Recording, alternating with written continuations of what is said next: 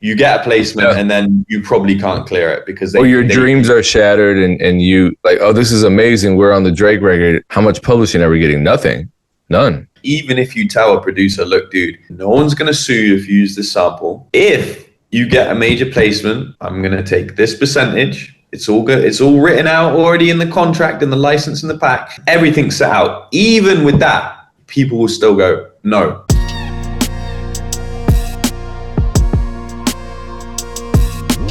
I very recently, I don't really check random samples, you know, like I have the Sample Lab plug.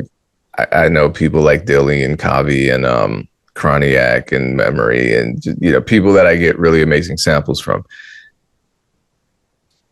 I checked an email last night from someone that's been sending me tons of samples. I mean, the whole reason I'm paying $20 for this Google Gmail premium is because these guys just send me attachments. So I'm listening. I'm like, wow, these sound really good. They're pretty soulful, they're organic sounding. And then I get to one and I'm like, no, that's Jose Feliciano. It was something really, like Jose Feliciano is not a deep dig at all. And it was his cover of California Dreaming. Wow, yeah. And then I look at the file and it, like in parentheses, it just says sample. It doesn't tell me who the sample's from. It doesn't tell me that it's an uncleared sample. Duh, it's a sample. Any piece of audio is a sample. But a lot of loop makers think, I'll just put sample and I'll chop. Like they didn't chop at anything. It was the full loop. So I'm thinking some loop makers are creating problems, not causing or not fixing problems, not like the whole point of someone sending me loops is one, because they're good, and two, so that when I sample them, I don't have to pay a clearance. It's just easy to work with the person. They're upfront about what they want. You know, like the way you do it, the way I do it is just sample clearance guaranteed. If it's a major placement, there's a flat split. Yeah, everyone's happy. What? We're in a weird place where people are sending out uncleared samples and saying, I want 50%. 50% of what? We're not getting anything. Right. I think honestly, and I get the same emails as well. I'm getting maybe 30 emails. I don't check them anymore, honestly. I make loops. I'm a loop maker. So you're sending the loop maker loops. Yeah. And so it's kind of like, I mean, if you want to do that to collab in their starters, then that's cool. You know, I have that deal with a few people, but for me to flip your loops over my own loops is, I mean, I'm not sure about it. And also, like, I think when people send out stuff that they didn't make, I think it's just, honestly, it's just ignorance, to be honest with you. It's not, it must be not fully investigating how this is meant to go. Like, not only from a legal standpoint, but also from the standpoint that if, like, let's say you are just like kind of like in the zone and you heard that sample, that cover that he sent you, and you flipped it and made an incredible beat and got it placed. Like, does he not understand like what could happen if that happens? Like, it's a great situation that turns into an absolutely terrible situation where you've sampled something that's probably going to be impossible to clear. And then all of a sudden you're coming back to him and you're like, dude, why are you sending me uncleared samples? Like, we had a placement. Like, so that's kind of like almost the best case scenario of what can happen with that sample. You get a placement and then you probably can't clear it because your dreams are shattered and you're like, oh, this is amazing. We're on the Drake record. How much publishing are we getting? Nothing. None. Yeah. Well, not only that, they probably, I mean, a record like that would be tough to clear. I mean, maybe not for Drake, but like for your average like major artist, which Drake isn't. I mean, that you know, that type of record probably like 40, 50K to clear, you know. Bro, and it's always that type of thing. Because I think like, maybe this is mean of me to say, but I just feel like the new school sample makers, a lot of them, not guys like not like Rucker Collective, not like oh God, what's my man's name? Well, not like this is embarrassing. G Coop, Yeah. not people like them, but a lot of the new, because I don't know if you feel this way. We came up from digging, so like the new samples, that the uncleared samples these so-called loop makers are sending me are like Kylie Minogue, Cher. Right. Yeah. Come on, man. Jackson 5, Michael Jackson. I've got Michael Jackson loops. But also it feels like it's a lot of Dollar Crate samples as well. Like it's stuff that like there would have been such a high amount of these records pressed that they wouldn't know what to, they'd literally be giving this stuff away, dude. You know, back in the day you'd go in the record store and there'd be that crate where it's just like the crate no one wants to touch, like all the really popular singles that were just pressed in mass. They're sending those. It's like, dude, like need to analyze what crate digging is if you're going to start digital crate digging, in my opinion, as well. Yeah, God, the digital crate digging. But it feels like there's a gold rush now to loop making, where a lot of the same people that maybe 10 years ago would have been like, oh, I can get rich quick making beats. Now they're thinking I can get rich quick making samples. Yeah, so absolutely. They just rush the process. There's not really much care, thought, cultivation of talent. It's definitely become the new way that people trying to make money in music is making samples. You know, and obviously we're a part of that, but I feel like it's definitely become that now. So I think with that, the quality of samples overall goes down, just as like a blanket statement, but that, you know, but the way that I look at it is the really good stuff kind of stands out a little bit more, because I mean, there's a couple of guys in the sample lab, you know, that we put out packs for recently, and I get sent like hundreds of packs, but there's some guys where you can listen to like 5 seconds of the first sample they send you and you're like, this shit is different. Like this is it's just better. So I feel like that's happening with when I listen to samples now. It's so easy to figure out who's really good at this now, because you're so used to kind of hearing average samples that the really good ones are kind of just like up there. Yeah, who are some of your new favorite sample makers or current? Well, Moo Latte is definitely a guy where I'm listening to his stuff and I'm like, back to the drawing board for me, you know. And what scares me about this guy is he just makes samples so quickly, dude. Like he'll say, oh, I made this pack this week. And I'm like, wait, so you finished the pack this week? No, I started the pack this week and I finished. And I'm like, dude, like, and I'm listening to it and it's just, it has everything that a pack that sounds like, for me, it takes 4 months to make a pack. And I'm like, you made this in a week. So, you know, this is a guy that can play almost every instrument: bass, guitar, keys, drums. And so a lot of these loop makers are, whether they know it or not, they're stepping into the arena with guys that have been musicians since they could walk.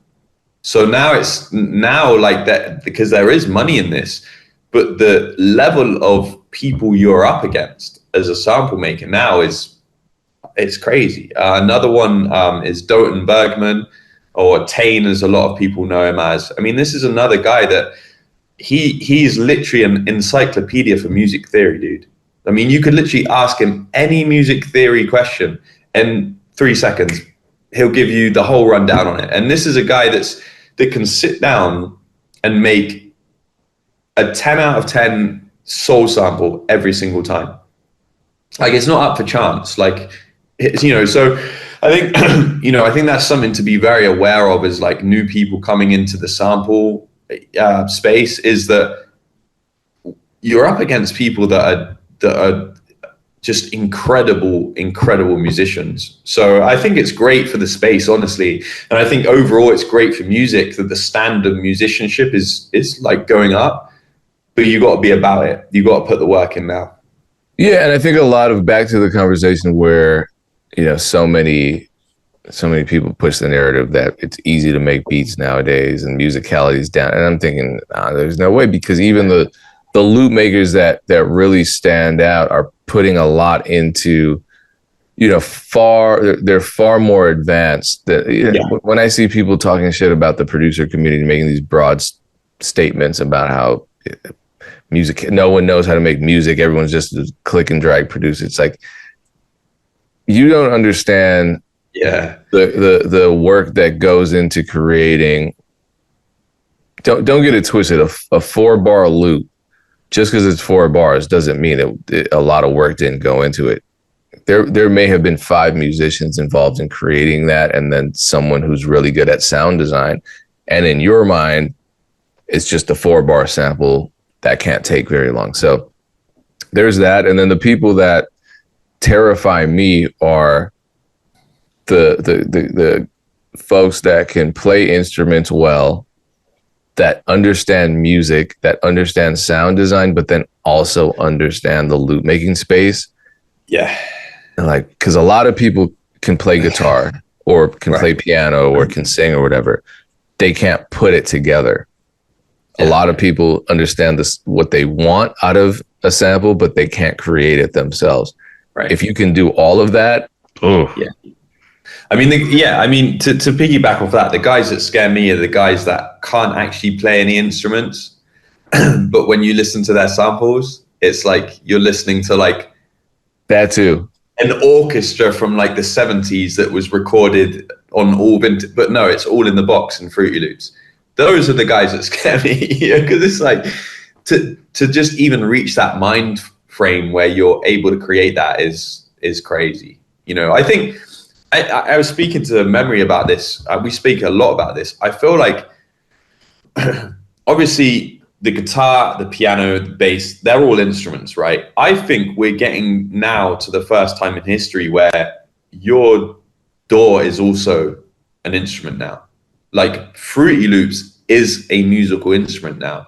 And the reason I say that is because of guys that don't play keys, or they click everything in, but they're making stuff that sounds just as good, if not better, than guys that don't play anything. So it's kind of like easy for us to sit here and go and say, oh, take piano lessons 1 hour a day. But then it's like, hang on, wait, if you put that 1 hour a day into just clicking stuff in, you're also going to get incredible at clicking stuff in. You might not be able to go to a dinner party and play piano, and people might think you can, and it might be disappointing, but you're going to go to the club after and you're going to hear your songs there. Yeah. And so it's kind of like, I feel like Fruity Loops, Logic, Ableton, they are now instruments that where in 10 years time, we're going to have guys that are masters of, or even now we have that are masters of that, just as we have people that are masters of a piano and a guitar. There are new challenges. There's always that royalty-free versus non-royalty-free debate. Yeah. And I think, that's, I don't know what to say about that. I think it's a good conversation. My opinion on that has lightened up a lot, honestly, because I used to be pretty against non-royalty-free samples. And I realized that it's just a battle that no one's ever going to win. Like, even if you tell a producer, look, dude, no one's going to sue you if you use this sample. If you get a major placement, I'm going to take this percentage. It's all good. It's all written out already in the contract and the license and the pack. Everything's set out. Even with that, people will still go, no, I want 100% royalty free. I don't even want to enter into the conversation of splits, which is nothing we can do about that. And I try not to judge people like that. It's fine. But I think, and I know that you feel very similar, because I know that you also make royalty-free and non-royalty-free packs. I think that... Yeah, you have. I think that having a mixture of both as a loop maker, in my opinion, is the healthiest way to do it. I think having, let's say you put out 10 packs, 2 of them are royalty-free. The other 8 are royalty-bearing. And I think having a healthy sort of balance, in my opinion, I mean, that's my approach to it. And also that's the approach with the sample lab. We'll mainly post non-royalty free stuff, but we do have a lot of royalty free packs, just because you can't deny the audience that there is for it. Well, what I've found is that the producers that I want to work with have this sense of fairness when it comes to splits. So you don't even get to the point of having that conversation. Right. It's like selling beats, where I've really never worked with an experienced big time artist, certainly not in a label scenario where they're fighting you, saying you don't deserve a split of this. You don't deserve equity in this song that you made the beat 100% to. So same with producers. So for example, like you and I made samples that were used by bigger producers. One, I'll just say names. One is ATL Jacob. One is Honorable C Note and M80. And immediately the conversation from their team was, let's work out the splits. I'm emailing you a split sheet, or I'm putting you in touch with Atlantic Records. And that was nothing. It was just an email. It was just, yep, that looks good. This is what we asked for. They relayed over to the label, and that's what we got.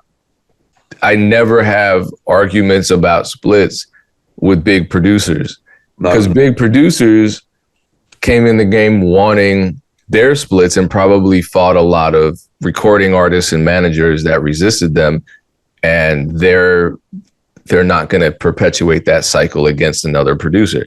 I'm not saying all of them. Some of them probably do some slimy scumbag shit, but the ones that I've worked with, no.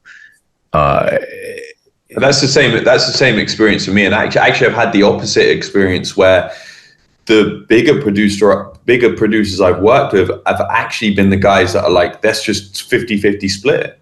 Yeah. Whereas the guys that don't have many placements are the guys that are like, no, you said that, that's your 15% there. And I find like I feel like that goes back to having an abundance mentality, whereas a lot of these big producers are getting 20 placements a year. And so, they're not having to fight and protect their one little placement. And, because they know that, hey, if you work with this sample maker more, you've got one placement with him. The fact you've got one placement with him is a pretty sure bet you can get more than one. So, you might as well get the business right with him now and kind of go into this as a partnership. And for the most part, most of my placements have come about that way.